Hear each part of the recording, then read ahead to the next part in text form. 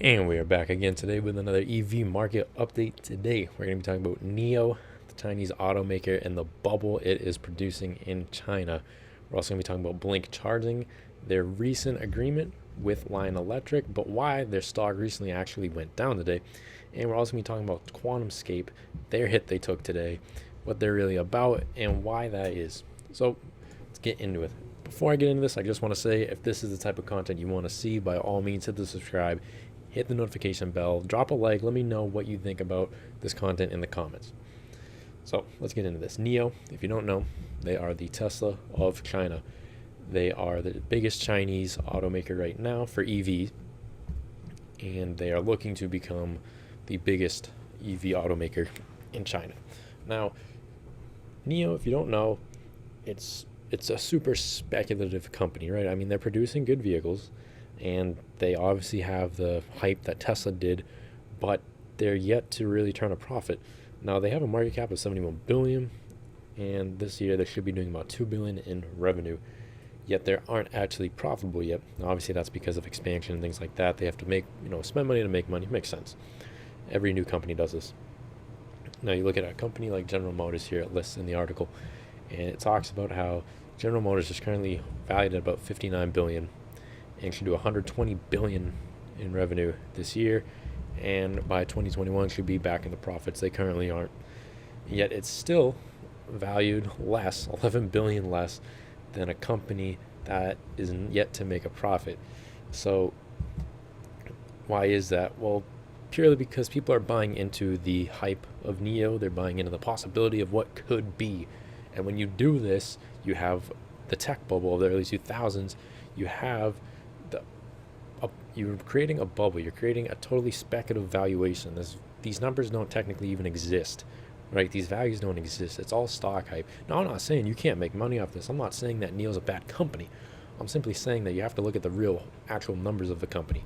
They haven't turned a profit, and the people are making money off this stock purely off of the hype and the news of this stock, right? Like, if you had bought in months ago and you sold, you would have made money.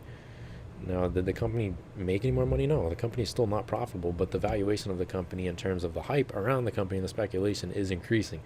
And so that is creating a giant bubble for China. Now, this isn't the only company that's doing this. You also have to look at companies like XPeng, other EV automakers in that space.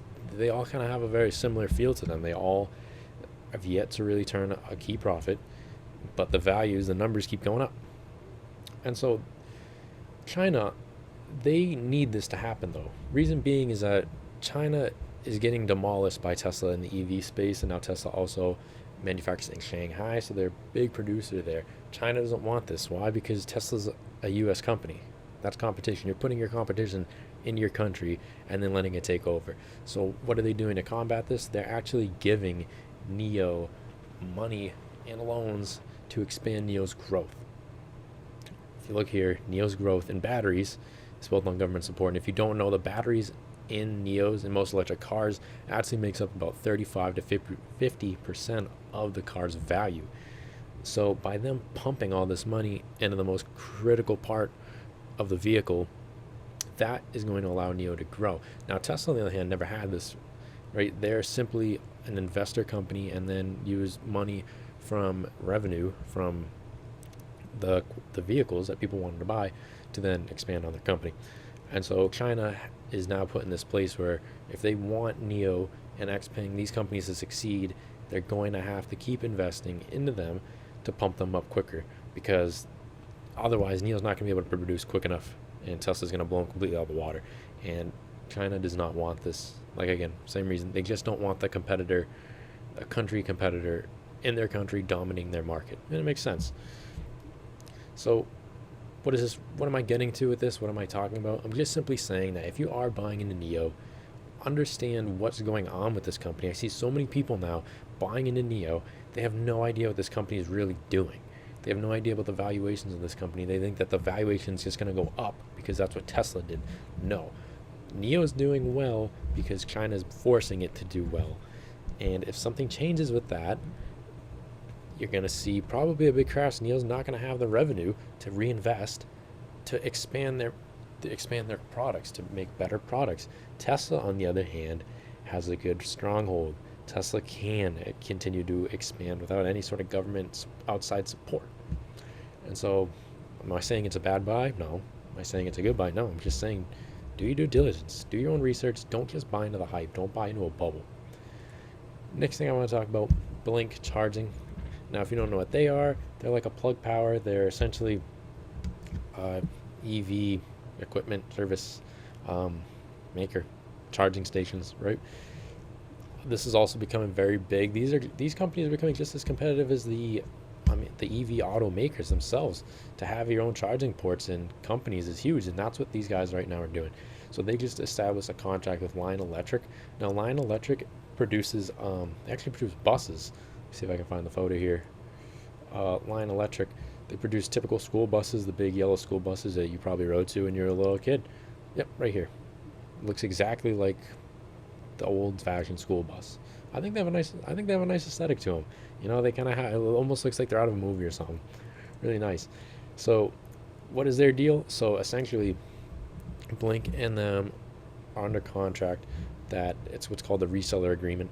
So anywhere that Lion Electric has their buses parked, now Blink can now utilize that, and they're going to go in and implement their charging stations for those vehicles. So they have a good contract agreement. Now, the only thing about their agreement is that it doesn't specify how many charging stations, and it doesn't express how much money is really going into this. We don't know how many, how many stations they're going to be working with Lion, and what the bottom line price is. So that's kind of got people skeptical, and because that, their stock actually went down today. Now, I personally think it may be a good time to buy in on the dip. I don't think like companies like Blink, Plug, these companies, the thing about them is, you look at Nio, you look at Tesla, XPeng, you look at any of these companies, right? There's a lot more involved with making a vehicle. When you have a charging station, your charging station can charge multiple vehicles.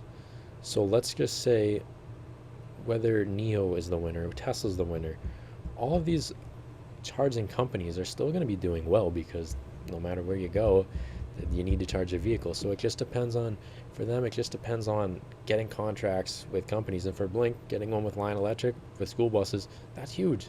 That's great. So I think, despite the fact that the stock actually went down today, I don't think it's a bad buy. Now, next thing I want to talk about is Quantumscape. Quantumscape, if you don't know, they're a producer of solid-state lithium batteries to be used in electric vehicles. Now, Quantumscape went down 12% today. If you look at over the past few months, the whole 1 month alone is up over 100%. Past year, I wouldn't even say years, 3 months. This company is really booming. And now, why did they boom? Well, a big part of that had to do with the fact that Quantumscape is supposedly going to be working with Apple on an EV project. Now, this isn't set in stone. This is not officially saying that Apple's going to roll out all these EVs in the next year or two, and that Quantumscape is going to be behind it. It just means that there's speculation behind it. There's a good possibility that if Apple does go ahead with their EV plans, Quantumscape is going to be part of their battery. Now, why would they go down? I think the only reason I can really see why this went down is just because people bought into the hype, and people have been selling just to turn that profit, right? Like their Quantumscape, again, this is a company where you have to understand that a lot of these companies, we're in a bubble like this because this absolutely is a bubble. Nothing goes up exponentially forever. This is eventually going to stop. But I think the reason why it went down so much today is simply for the fact that people just wanted to sell and secure their profits, have realized gains. I don't see anything wrong with that. And I don't think that Quantumscape is a bad company. I don't think that it's a bad thing that people sold off. I just think that it's people just want to make profit. It's as simple as that. Now, the thing about Quantumscape is if they are the company that's going to be working with Apple on an EV, is that Apple even said that if it happens, it's not going to be for another 3 years, probably 3 to 4 years. So 3 to 4 years from now, Quantumscape. I'm not too sure what other projects they have going on, but this would definitely be their biggest one with Apple. And you have to think about, okay, is it going to fall through? Are they actually going to continue with Quantumscape or find a different vendor? Are the EVs from Apple even going to come to fruition? We don't know that yet. So I think it makes sense that people are selling. I wouldn't be surprised if we continue to see a bit of a sell-off, but nonetheless, I don't think they're a bad company. I just think it's purely the speculation behind them. And that is all I wanted to talk about in this episode. So, by all means, if this is the stuff that you're interested in, if you enjoyed this episode, please drop a like.